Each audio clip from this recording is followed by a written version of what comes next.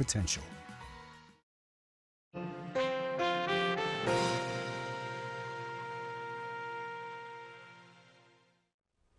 Good evening and welcome to Chicago Tonight. I'm Brandis Friedman. And I'm Paris Schutz. On the show tonight, Loretto Hospital executives under fire for distributing COVID vaccines to friends who jumped the line.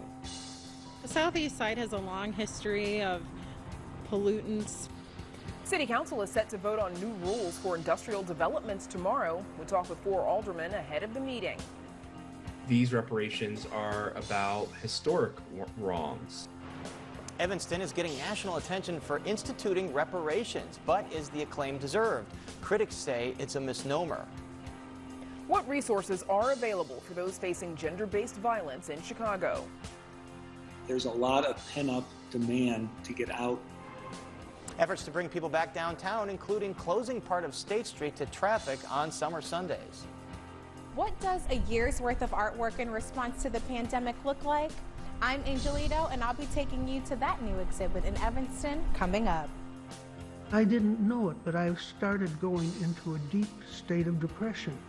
And a beloved local musician hit bottom last year. We'll find out how he made it back. But first, some of today's top stories.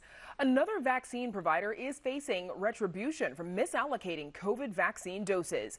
Innovative Express Care, or IEC, which had been contracted with Chicago Public Schools to vaccinate CPS employees, allegedly gave more than 6,000 doses to people who were not district employees. As a result, Chicago's Public Health Department says it's reclaiming all of the vaccine doses given to IEC and canceling delivery of any more. CDPH says it has already identified new providers to take over administering those vaccine doses. And coming up next in the program, Paris has more on the fallout from the discovery that Loretto Hospital executives also misallocated vaccine doses. Chicago's top doc says she isn't liking the direction of the city's COVID-19 case numbers. The biggest thing driving this is increases in cases in our younger adults. And I want to highlight that, unfortunately, these sorts of increases are just what we were seeing in October. As we were starting to see the beginnings of what became our huge surge, it was really these same case rates in younger adults that started this. Chicago Public Health Commissioner Dr. Allison Arwady says the city's average number of new COVID cases per day is around 350, when the desired rate is less than 200 a day. More than 400, she says, would put the city into the high-risk category. Dr. Arwady also adjusted the city's emergency travel order map. A negative test or quarantine is required for travelers from 26 states, seen here in orange. Travelers from states in yellow are not required to do so. And Illinois health officials report another 1,800 people have been diagnosed with the coronavirus since yesterday, and 13 people have died. The total number of cases is over 1,224,000, and 21,116 people have died, and more than 14% of the state's population has been vaccinated. 15 jurors have been seated in Minneapolis ahead of the trial for former police officer Derek Chauvin, who's accused in the death of George Floyd last summer. I'm still not going to release the jury pool until the jury is sworn. On the off chance that we still have to pick some alternates, but I'm hopeful that since it's only a few days, that we'll have 14 people show up and those 14 will be seated and sworn. The panel includes 6 men and 9 women. 9 of the jurors are white, 4 are black, and 2 are multiracial. 12 jurors and 2 alternates will actually hear evidence after opening statements begin on Monday. That 15th juror will be released if he or she is not needed. And now to Paris and more on the controversy surrounding Loretto Hospital and misallocated COVID vaccine doses. Paris. Brandis, since Block Club Chicago first reported about Loretto Hospital's improper vaccinations at Trump Tower, the revelations have been fast and furious. Next came a WBEZ report about vaccination of Cook County judges, and then more Block Club revelations about vaccination at the home church of Loretto's CEO and at a Gold Coast jewelry store that the chief operating officer frequents. And ever since, the hospital's board has been opaque about the fallout. And joining us now are Greg Kelly, the president of SEIU Healthcare Illinois, the union that represents workers at Loretto Hospital. State Representative LaShawn Ford, who just stepped down as a member of Loretto Hospital's Board of Trustees over the vaccine controversy.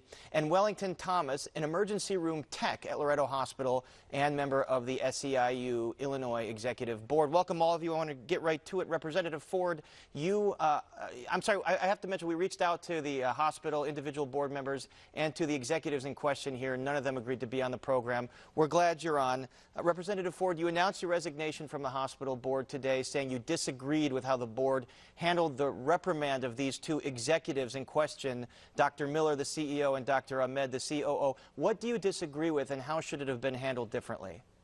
You know, I think that the people in the community deserve to know the consequences that the executives received. It's a public hospital, and it's you receive state dollars and federal dollars. That's all. I just think that we have to make sure that we're serving the community. Can you tell us what the consequences are? Because all we've heard so far is just reprimand. That's right. That's what the order has come down to, reprimand, and that's all I could say. The board is responsible. We have two lawyers on there, and they're very able, and I think they'll get this resolved. So you can't say more about what that reprimand entails. Wellington Thomas, as we mentioned, you work at Loretto. Were you witness to any improper vaccinations by the hospital, or have you heard about other improper vaccinations beyond what's been reported? Well, I think they did I think it was reported for the most part as something I've seen. Some of the things we've seen is people that's coming to our facility, people that we wouldn't normally see, people that's not actual patients or people that we know that to be in the community. So we do see certain things. Some of the things that did come out is certain things that I found out at the same time you guys have. But when you say you saw people coming into the hospital that shouldn't have received the vaccines, can you expand on that? Well, one thing I would say is this. We have many challenges of people that we noticed that, we know our community. Me being an ER tech, I know my community. I've been there for 15 years. So I've seen certain people all the time. I've seen co-workers, family, loved ones. But then we get certain different groups of people that have come to the hospital all of a sudden. And it's like, it seems kind of odd.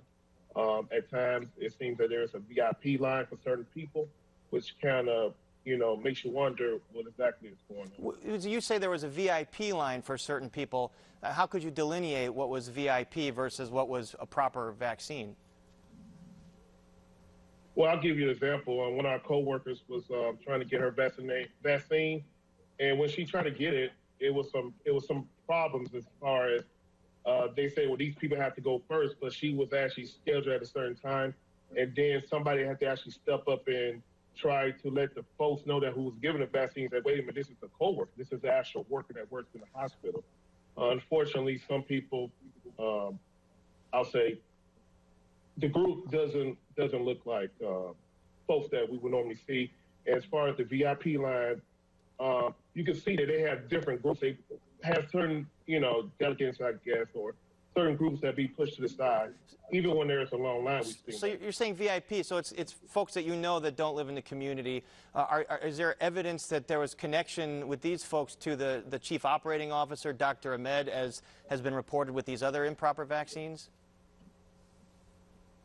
Well, we haven't gotten no confirmation exactly how connected they are. Some of our work is definitely from, obviously what they've seen. They feel that there are some serious connections there, but there's nothing factual or nothing that's been proven yet. So this is something you're still looking at. Greg Kelly, the other issue here is it's been reported that the chief operating officer, Dr. Ahmed, who's at the center of a lot of these allegations, he, on record, has a $2.5 million condo at Trump Tower. He, according to Block Club, was purchasing at least tens of thousands of dollars of jewelry and watches at a jewelry store that then held a pop-up vaccination site. Are there questions here as to executive compensation and how exactly Dr. Ahmed is having this kind of spending power and making money leading a small community hospital in Austin? Yeah, I think you've got to ask him. But I will say, just it's important to note that our members at Loretto have been working under this pandemic now for over a year. And they have seen firsthand since March, February, maybe even earlier last year, the impact of COVID on the Austin community. And so you can imagine sit here a year later and to see one of the ways out of COVID being abused by those charged with the responsibility of overseeing it. And so that's really the overarching point that I think we make here. Our members have been on the front line since the very beginning, suffering, some getting sick themselves because they worked on the front lines without proper PPE, poorly paid. And yet here we are, finding out once we've got an actual vaccine to deal with this, that it's not being handled properly. It's really shocking. Not being handled properly. Representative Ford and the board is tasked with overseeing what exactly happened. Have you learned any more that you can tell us about how these vaccinations happened at Trump Tower, at the jewelry shop, the Cook County judges? No, I haven't learned anything more, but what I have learned is that, that the focus must go back to supplying the Loretto Hospital with vaccines so that the community could be protected. And with the community being protected, the city of Chicago is protected. And there's a lot of confusion that we have to straighten out because we hear that the city will not be sending first doses. People that's looking for second doses, they don't understand all of that. They think that they're not going to be able to get their second dose. So we have to focus on getting this behind us and making sure that the community is protected. And as the mayor said, there's a pause on the distribution of that first dose, although they are still giving out second dose. Greg, you wanted to jump in? I do. I think what Representative Ford is right on point.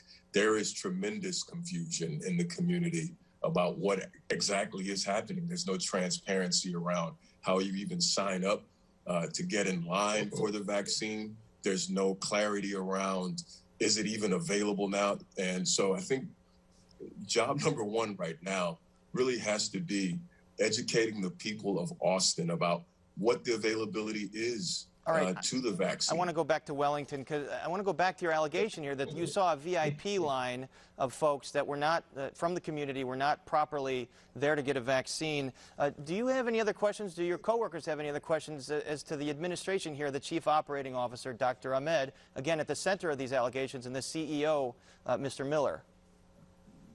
Well, I think one of the things we want to question is, well, why? Obviously, that's the biggest thing. I think the biggest thing, going back to what Greg and Representative Ford says, that we want to protect our community. Most of us have worked here for years. I've been there for 15 years. And our job is to protect our patients, protect our loved ones, and protect the people that work there. And, of course, they've been supplying vaccines for the workers, but then it seemed like, it's been a skip. In other words, you see other different people in the hospital that you would normally see. And then, of course, you do see people from the community. But then there's been a lot of questions as far as how do we sign up for the vaccines? How is it being structured? How can people communicate with the hospital as far as getting their first and second dose? Like Greg said, education is a big thing, and also accessibility. The problem is we have a lot of older people that's working that want the vaccine, but they don't know how to get it. But then, we have other facilities have the internet. All right, a lot of open questions here that we still just don't have enough answers to, but our thanks to Greg Kelly, State Representative LaShawn Ford, and Wellington Thomas. Thank you, Paris. Thank you so much for having us. Thank you. And now to Phil Ponce for a look at agenda items for tomorrow's City Council meeting. Phil. Paris aldermen are expected to vote on a series of new measures during tomorrow's City Council meeting. This includes new rules for industrial developments to reduce air pollution, a demolition fee in Pilsen and around the 606 trail, and a measure that would expand the number of banks authorized to hold the city's cash. Joining us to discuss these measures and other city business are Alderman Jason Irvin of the West Side 28th Ward, Alderwoman Maria Haddon of the far North Side 49th Ward, Alderman Byron Sigcho Lopez of the West Side 25th Ward, and Alderman George Cardenas of the Southwest Side's 12th Ward. Welcome all of you to Chicago tonight. It's always a pleasure to have you. And I'll begin with our, Alderman Cardenas, because there is this new measure with new rules for industrial developments to reduce air pollution. And it's scheduled for a final vote tomorrow, and communities on the west side and on the south side have significantly poorer air quality than other parts of the city. Alderman Cardenas, you are sponsoring this measure. Why do you think it's an important step? Well, it's a long time coming, Phil. Land use planning is one of the most powerful determinants of sustainable and healthy communities, and we just haven't done anything about that in over decades that I've been here. It certainly is time. We cannot continue the same status quo. I've said it time and time again. I think if we do nothing, status quo wins, and it's time for Chicago to get on board and improve air quality for our communities. Alderman Haddon, you and Alderman Sigcho Lopez are among the 4 in the Zoning and Building Standards Committee who voted against the measure. How come? I'll say that I agree with my colleague Alderman Cardenas in that it's long past time for the city of Chicago to do something to improve air quality in industrial areas, and I would say this doesn't go far enough. In an original version, for instance, this included warehouses and wholesaling districts. We really think about where so much of the air pollution comes from in so many of our communities. That was a big concern of mine, as well as the withdrawal of support of every environmental justice group that had been working on this. So I'd say if our environmental advocates say it's not going far enough, if we've taken out too much, then sometimes passing something is worse than not passing anything at all. Alderman Irvin, how about it? Is this measure a step in the right direction or not such a good step? No, I think it is a step in the right direction. Again, we've had such a lax regulation of environmental issues that moving something forward such as this, I think, is a step in the right direction. When you look on the southeast side and you look on the west side and the pollution that has hurt many of our communities, I think moving a regulatory package forward does provide some protection. While it may not be exactly what everyone wants, it is a step in the right direction. Another measure that's up for a final vote tomorrow is a proposed $15,000 demolition fee to go into effect in Pilsen and along the 606 trail. Alderman Sigcho Lopez, you're in favor of this. How come? Well, we certainly have gone a long way to come out with policies that address displacement in communities like Pilsen, where we have seen the unfortunate effects of displacement. Over 14,000 residents displaced in the last 19 years. Property taxes who have five-folded, and policies that are disconnected from reality, like the proposed landmark for almost 1,000 homes that will make it even worse. This is a step in the right direction. We need to focus on helping the small homeowner, putting procedures like the anti-deconversion ordinance and demolition fees. There's a lot of work to do to make sure that we protect the social fabric of our neighborhoods. But this is a step in the right direction. We cannot continue to allow developers to operate as a free-for-all, and these regulations will go a long way to protect the social fabric of our communities. Alderman Cardenas, is $15,000 enough to discourage people, developers, from building up, putting in a development worth a lot more than that? It certainly would not pass a muster on my end, but again, I'm not here to throw cold water on ideas. I think if it works for other neighborhoods, I'm willing to try doing something rather than nothing. I'm the approach, and I'm an optimist. Incremental approach is better than no approach at all. And it doesn't solve the problem, I don't think, but I'm willing to try it. I think once you implement it citywide, it's going to be an issue that we're going to come back to the table and see what works and what doesn't. But I'm willing to help Pilsen out. I'm willing to help Humboldt Park out to rein in unchecked development. And then I'll say this, let's stop the up zones, which I think is a problem, sometimes more than just, demolitions. And real quickly, up zone means what? Upzoning means that going from a traditional zoning, if it's a 2-flat, usually is an RH3 designation, and if you tear it down, you're going to build higher density. They usually look to upzone to an RM3, an RM5, for example, or 4.5. It's technicalities, which just means that it's higher density, and it shouldn't be. If you stop the upzoning to stop higher density, then you stop gentrification. Another measure that's going to be on the table tomorrow would expand the number of banks authorized to hold city funds. This comes after a report from the City Bureau and WBZ finding that for every $1 banks loaned in Chicago's white neighborhoods, they invested just 12 cents in the city's African-American neighborhoods and 13 cents in Latino communities. Alderman Haddon, your thoughts on this measure? I really appreciated the hearing that we had in our Committee on Housing and Real Estate on this, and it was not lost on me that, with the exception of one financial institution, none of these organizations wanted to come and answer to the Chicago City Council. I appreciate the expansion of the banks that we have here, but would really like to see us go a little further and consider, working with our comptroller, working with our treasurer, working with our city council to really investigate who can hold our money that's going to best support Chicagoans, and for us to move a little more deliberately in that direction. As you all know, there continues to be fallout over Loretto Hospital's apparent practice of giving vaccinations to prominent people. And State Representative LaShawn Ford resigned from the Loretto Hospital board. Alderman Irvin, what needs to be done? Essentially, there needs to be a full accountability of what transpired. The challenge here is that now Austin, one of the city's largest communities, no longer has a place in the community where one could go for vaccination. It's part of Protect Chicago Plus, which brought in Rush, but that's 1 day a week for Rush. So right now, our options are very limited. So we're working with the mayor's office on finding a new partner if we cannot figure out a way for Loretto to be involved.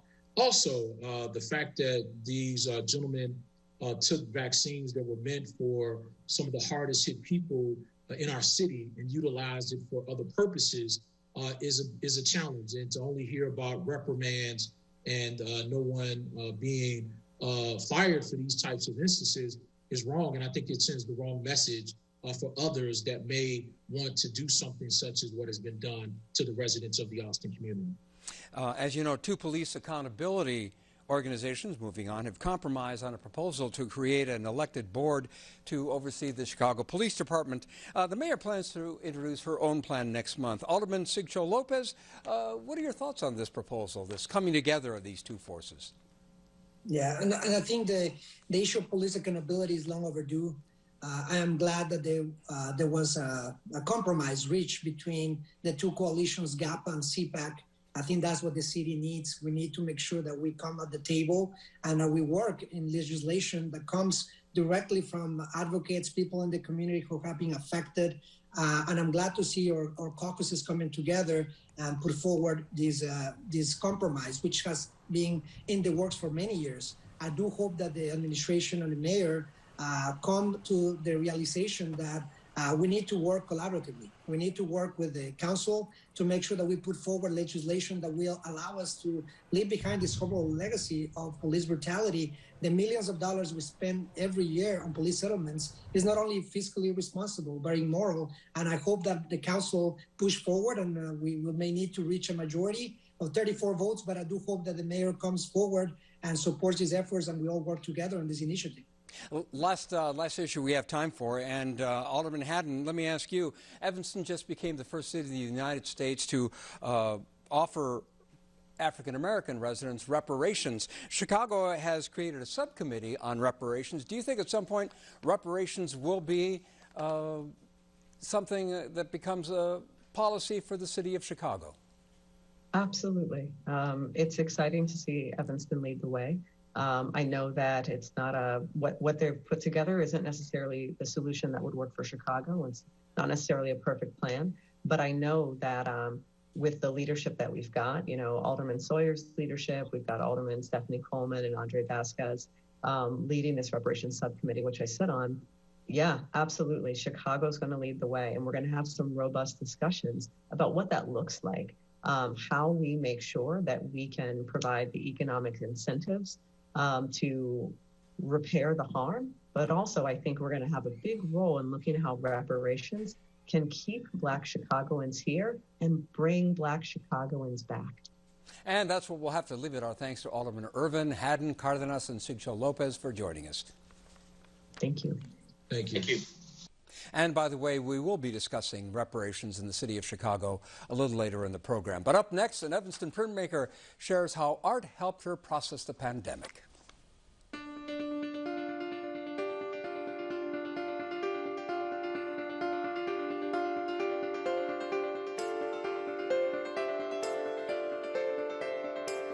And there's much more ahead on the program, including details on a proposal to close State Street to vehicle traffic for 12 days this summer. But first, while the one-year COVID anniversary has come and gone, its impact on mental health can be expected to last much longer. Arts correspondent Angel Ito introduces us to a printmaker who found refuge in art therapy, now on display in a new exhibit in Evanston. What started as a journal to help Beth Adler process the pandemic slowly evolved into a form of healing spanned across an entire year. When the pandemic first hit, pretty much exactly a year ago, we were in our house. I mean, we were afraid to go outside. And the thing that I could do was collage, cut up magazines and some papers and start pasting them together in ways that helped to describe what I was going through. We really didn't know what this meant, and fear was a big part of it. And so actually just going through and voicing or depicting that fear was a catharsis. Adler would collage and write in this journal every day for 1 month before expanding to bigger collages that she'd create each day. I was still pretty fearful, but I was starting to think about the world around me. As a sense of COVID normality began to set in, the themes in Adler's work began to change. Her daily collages expanded into prints of COVID houses made on handmade paper with a crow as the focal point. I really like crows, and I've painted them before, and the crow became kind of my mascot for this time, so all of the prints have a crow in them and a house shape. And I think that it conveys a certain wariness, but also a hopefulness.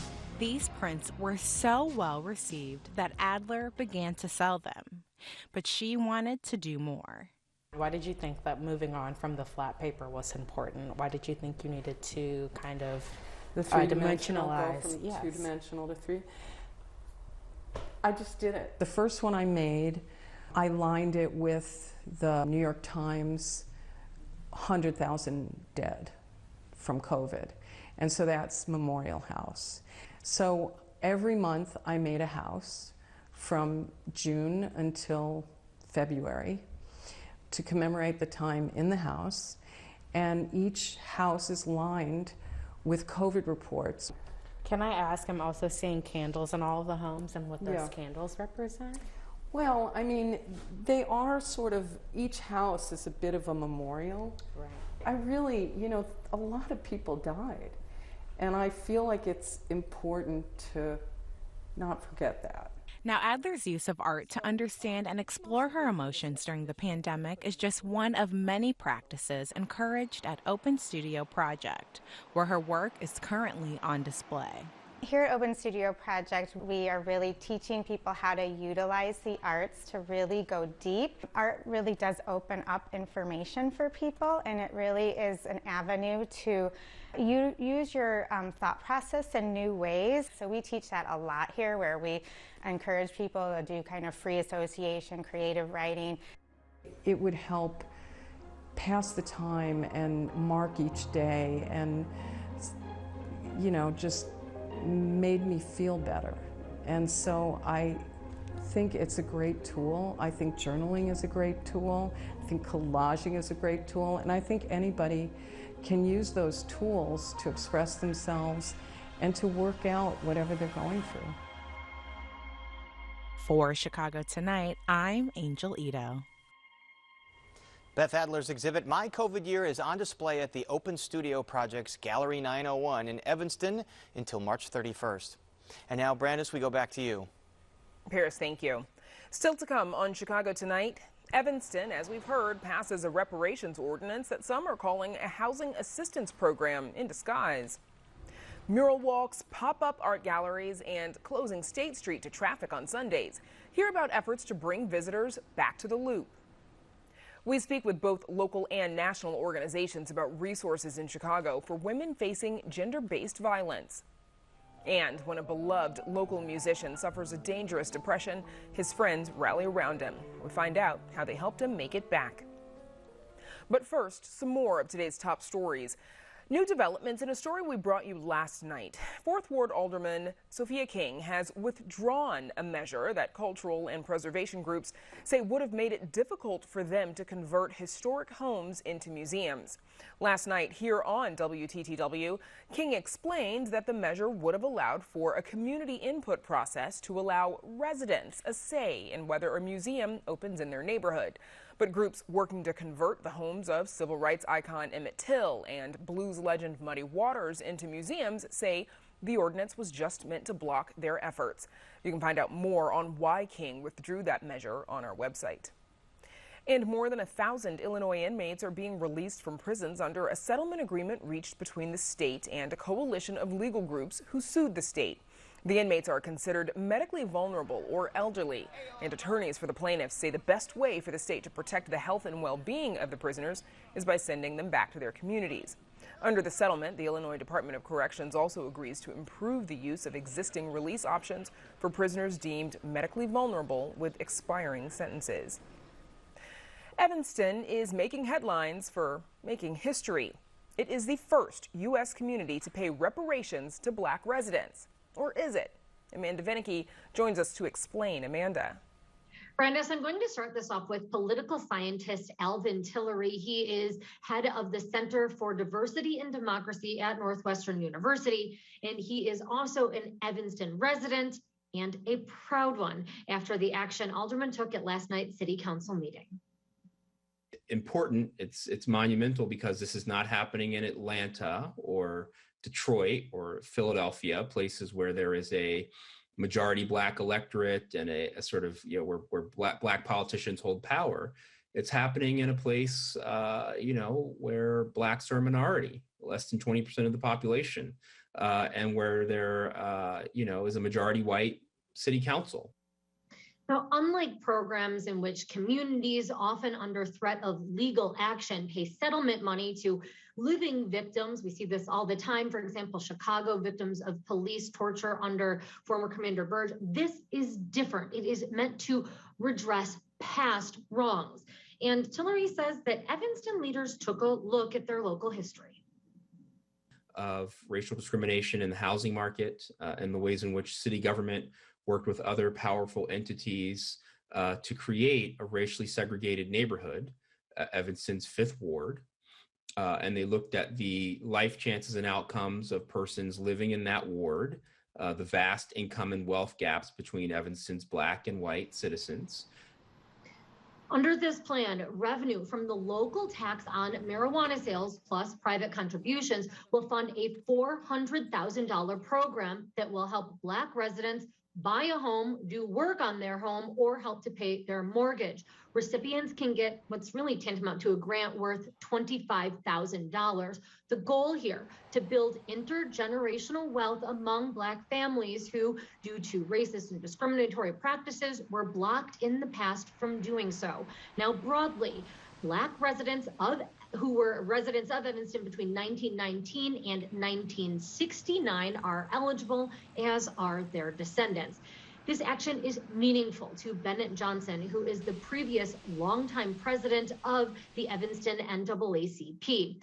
He compares it to a big-time football game in his youth. And I made the first touchdown on that field. And that's the way it feels to me, is that I'm euphoric, I'm glad it's happening, but again, it's the first step forward. You don't win the game with one touchdown. There's a series of things you have to do in order to win it. He says the plan does have flaws. He wants more comprehensive action, including a program for active healing and discussions like South Africa did after apartheid. Other critics are less magnanimous and perhaps not for the reasons you may imagine. Evanston City Council member Cecily Fleming was the sole no vote. She says, as a Black woman, she strongly supports reparations. But she says what Evanston is doing is not reparations. My issue with that, under the banner of reparations, is that I don't think that that's reparations. I think that's a housing plan. And I think given how long people have waited for reparations in the Black community, I think as much fanfare as we've had here as a city and then, national coverage to come with a housing plan, fell very short, in my opinion. And I think, many in our African-American community.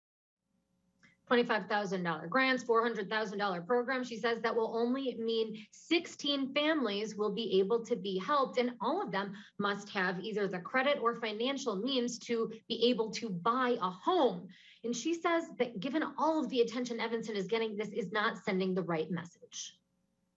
We are the first, and we're setting precedent potentially. I don't want folks in the Deep South to feel like reparations is a $25,000 grant to a bank. I want them to be respected as individuals, and I want them to be respected as the people who face the harm to decide how they want to use the money that's remedied them. Last night's city council meeting, Alderwoman Robin Rue Simmons, who's really the architect of this plan, she said this is not the end of what Evanston is going to do. This first program is really still in its very earliest stages, but there's promises of $10 million toward reparations over the next decade. The road to repair and justice in the Black community is going to be a generation of work. It's going to be many programs and initiatives and more funding. And so what I'm excited about is the new engagement, the new interest in what we're doing, the new support. Backers say that this program was crafted in mind of staving off the potential for legal action. There's no certainty of that, but officials did receive a letter from a Washington, D.C. based attorney who wrote that race-based benefits defy the U.S. Constitution. Evanston, by the way, does have a local election ahead. Aldermanic contest, that is, will be decided April 6th. Brandis, back to you. Amanda, thank you. The Chicago Loop Alliance says it wants to close State Street to vehicle traffic for 12 Sundays this summer. It's just one part of the organization's efforts to bring pedestrian traffic and retail dollars back to the city center as Chicago's COVID recovery continues. Joining us with more is Chicago Tonight's Nick Blumberg. Nick. Well, Brandis, city centers have been hit hard by the pandemic, and Chicago's downtown was absolutely no exception. At the Chicago Loop Alliance's annual meeting this morning, a lot of the focus was on bringing back workers, visitors, and shoppers, as well as making the Loop a more inclusive place after a year that saw some major demonstrations for racial justice. One way to bring people down is what they're calling Sundays on State. This is closing State Street to vehicle traffic from Madison up to Lake for as many as 12 Sundays this summer. Loop Alliance CEO Michael Edwards told me they've got a couple goals in mind. To highlight local art and culture, which has been devastated by the pandemic, and give them an opportunity to shine.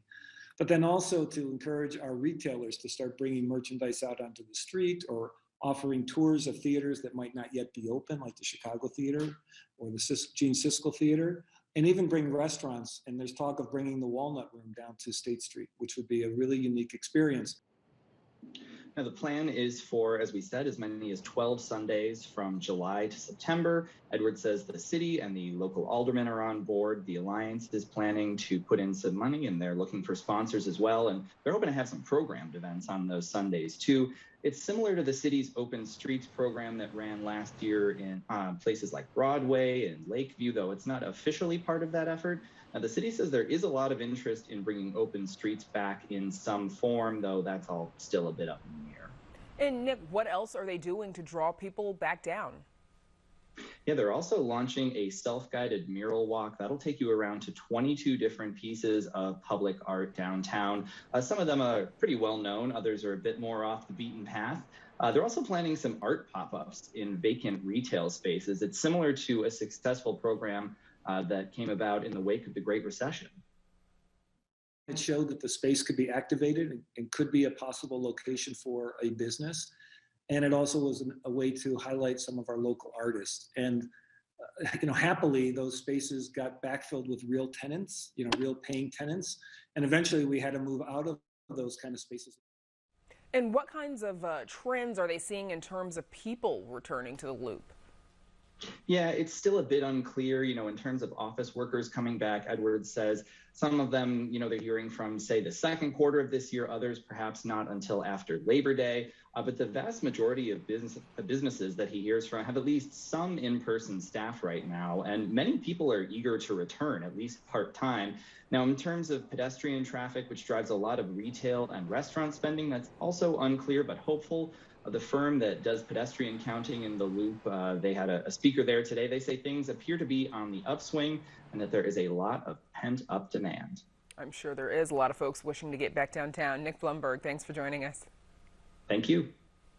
And you can read Nick's full story on our website. It's all at WTTW.com/news. The recent attacks in Atlanta have left Asian and Asian American women across the country heartbroken and scared for their safety. Those concerns come at a time when gender-based violence in general has increased because of the pandemic. Nationwide, domestic violence has reportedly increased by more than 8% since the onset of stay-at-home orders last spring. Joining us to talk about this are Erica Vasquez, Associate Director at Mil Mujeres, which provides bilingual legal services for domestic violence survivors and others. Neha Gill, Executive Director of APNAGAR, an organization that works to end gender violence. Aaron Walton, Executive Director of Resilience, an organization that provides crisis intervention to sexual assault survivors. And Ji-Hae Kim, Executive Director of Can Win, which works to end gender violence across Asian American communities. Ladies, thank you so much for joining us. Ji-Hae, let's start with you, please. How would you say you and the women that you work with have been faring since this attack in Atlanta last week? We have been so heartbroken and sad. We just had a collective healing process this afternoon, and people are crying. I mean, the stories of victims reminded us of our survivors, and just so familiar immigrant stories of our mothers and sisters and friends, people working in the service industries as nail technicians, massage therapists, all those people that, yeah, they're so familiar, and it hit close to home for us. Neha, have you and your organization been experiencing an increase in gender-based violence cases? Yes, we have. I think we've seen an increase in the frequency of the violence and the severity of the violence. We've also seen an increase in the number of people within a home. So usually the survivors we serve, who typically are women, are also good at shielding children and other vulnerable people in the home. And I think one of the things we've seen now is how much it's also spread to other people within the home.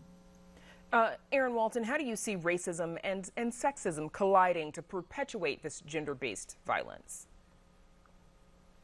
That's a really important question. I think women of color in particular have been marginalized in ways that, for all of time, particularly in the United States. And most often we are seen as sexual beings rather than as human beings. And so that collision with having that stereotype combined with the negative impacts that we all experience when there's some racial disparities just heightens the experience that women of color have when it comes to all forms of violence, but particularly sexual violence and domestic violence.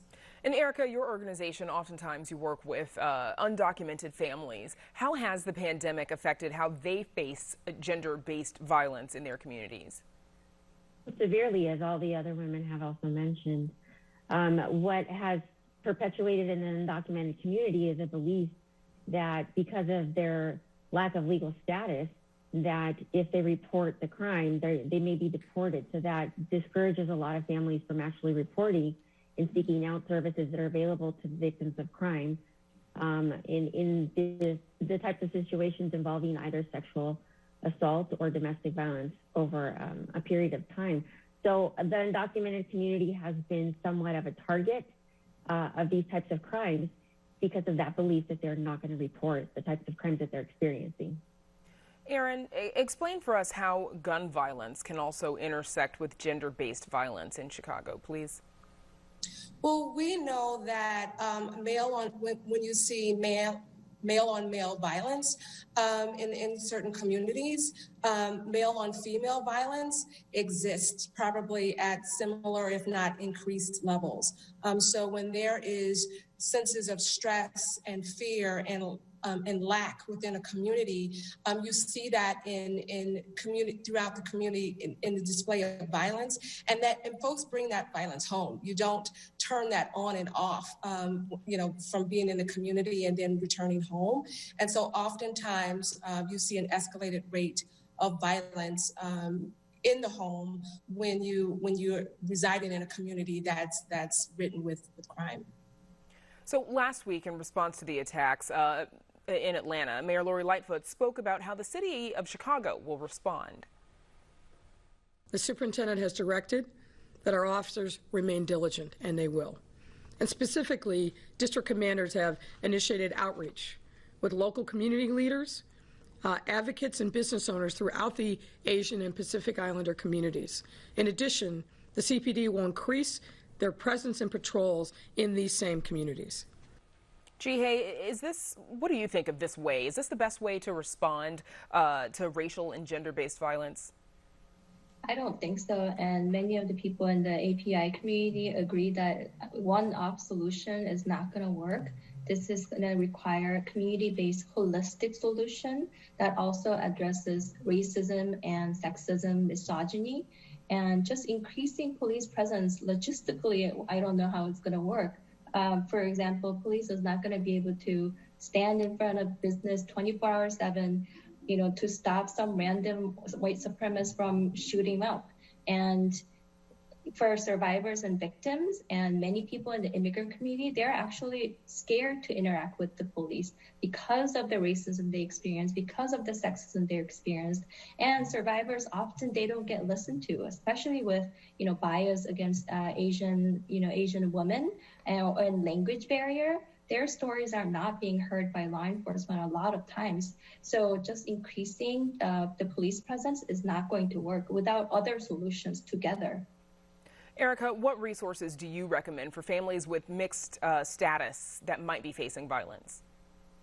Well, there's always a right for victims of crime, and there's different organizations in the community that would be able to support people, particularly those that are experiencing domestic violence. There's a lot of trauma that's involved in that. So just as it was explained, police presence does help, and but it could also escalate violence. And a lot of times we've seen when a victim actually takes the courage to be able to call the police, and as soon as the aggressor sees an officer outside, it could escalate the level of violence that is being experienced in the home.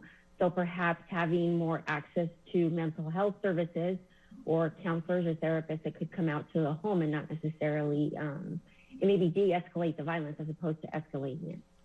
And Neha Gill, I'm probably going to give you the last word here. What about women who are facing violence when they're within their own households and having trouble reaching out? What do you recommend they do? I mean, there are a few options around texting. That's actually been something that's worked for us during the pandemic, especially. We have a hotline. There's also kind of a statewide hotline in Illinois. I think also maybe talking to a neighbor. We're working on sort of bystander trainings and just getting a lot of information out to people about what's happening, what the dynamics of this type of violence are. And so I think we're sort of doing our part to be available as much as we can and be of support to someone who needs us. And so we encourage them to reach out as much as they can. Okay, a lot of work to do, obviously. And my thanks for all of you for joining us. Erica Vasquez, Neha Gill, Aaron Walton, and Jihei Kim for joining us. Thank you. Thank you. Thank you. Up next, why a legendary Chicago musician's life fell apart last year and what brought him back. But first, a look at the weather.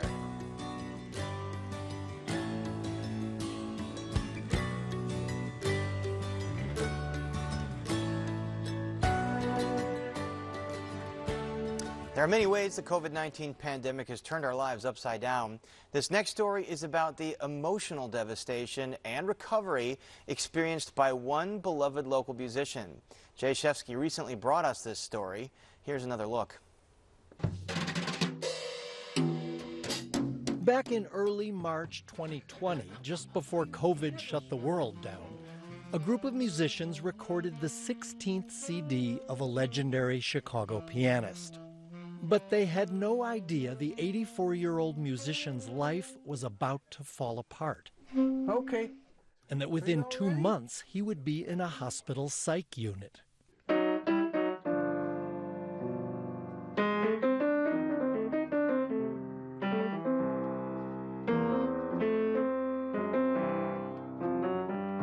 My name is Erwin Helfer. I play roots kind of piano, blues, boogie, and standards. Erwin Helfer is also quite modest. He's got a Lifetime Achievement Award from the Chicago Jazz Institute, a Chicago street named in his honor. And he was among the first to bring blues musicians from the South Side to North Side clubs and white audiences. You want to sit on this note. Da, dee, da. He fell in love with the music when he was just 16. Da, dee, da. I was a teenager and I could drive, so I drive down to the South Side. And my dad would take me to hear Little Brother Montgomery, or I'd go hear Blind John Davis on West Madison Street. Over the years, he became a trusted friend and fellow player to many blues musicians who came before him. Like Mama Yancey, the widow of pioneering boogie-woogie pianist Jimmy Yancey and a noted blues singer in her own right. America owes a great deal to these people. Nearly a year after that pre-COVID recording session, Erwin Helfer wants to talk about his trip to hell and how he got back. When the shutdown began, how were things for you then? They were all right for a while. But later on, it was not getting all right because I couldn't teach, which is what I love doing the most. I couldn't play, which I love doing. And I couldn't even look into the bank. And I didn't know it, but I started going into a deep state of depression. Erwin says he became consumed by fear and delusions, like obsessively worrying that his house would burn down. What I was doing was accepting unreality for reality. Some people close to him were getting worried. One was the owner of Erwin's record label and a longtime friend. I was calling him every day, and just week after week, things seemed to be going in a bad direction. People were worried about him harming himself and not being able to take care of himself. So in early May, his friends intervened. They drove me to Rush Hospital, where I stayed for 6 weeks. Drug therapy, he says, didn't work. Group therapy was okay, but didn't bring back his will to live. Erwin and his friends credit his recovery to a treatment with a bad reputation: electroconvulsive therapy. ECT, or shock therapy as many call it, conjures terrible images. But doctors they trusted recommended it, and after 9 treatments, Erwin and his friends could tell he was back. I knew I was getting much better when the nurse came up to me and she said, "When was your last bowel movement?" And I said, "We just met, aren't you being personal?" and that's when I knew. And when Erwin came home, he found that his friends had thoroughly cleaned his house, and his good friend, blues singer Catherine Davis, had moved in to help. And now, about 8 months later, he says the deep despair has not returned, and what he feels most is gratitude. The friends I have, what they've done for me, being able to get up in the morning and face a new day. The big difference in his life now, he's not playing music. No gigs, of course, but he doesn't even play at home. He says he's okay with that. Some speculate it could be a side effect of the ECT. Irwin doesn't think so.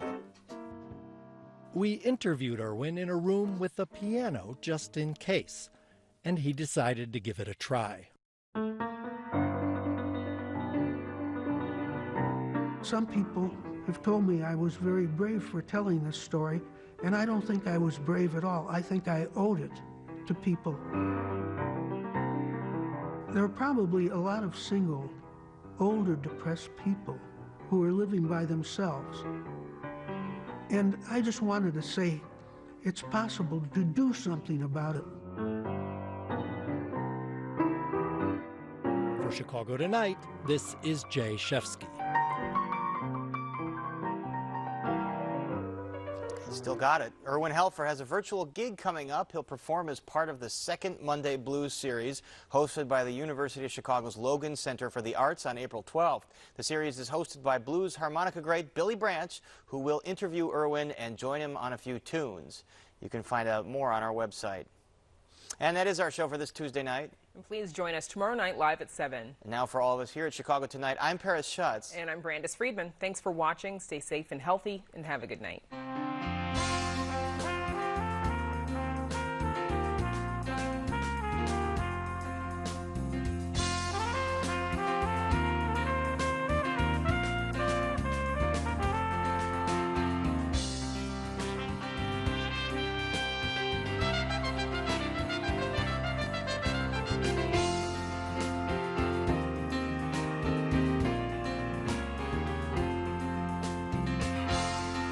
Closed captioning for this program is brought to you by Robert A. Clifford and Clifford Law Offices, dedicated to preserving the dignity and rights of all individuals.